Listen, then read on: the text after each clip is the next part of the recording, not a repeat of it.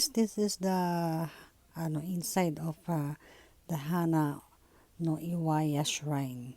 Ayan siya guys, ayan yung kanyang loob at ito po yung ating makikita dito sa bungad.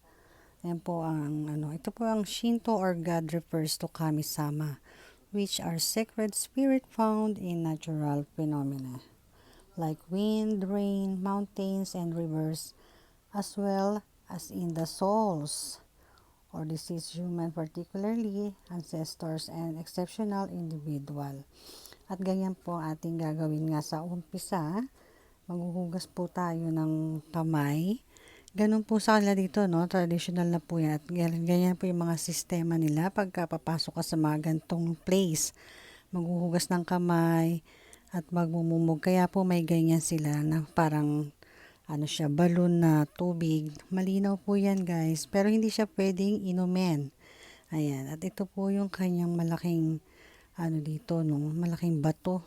Ayan, meron siyang parang lubid at tali sa gilid.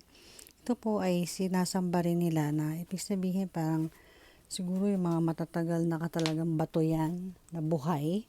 At ganyan, sasambahin din nila yan. Kasi parang kami-sama na rin sa kanila, gods na rin sa kanila yan. At may mga story po kasi yan, At ayan, hipo-hipo ko lang po ng konti at naglagay nga po ako ng barya. Ganyan lang guys ang ating ganap. Ayan, thank you for watching. Please subscribe.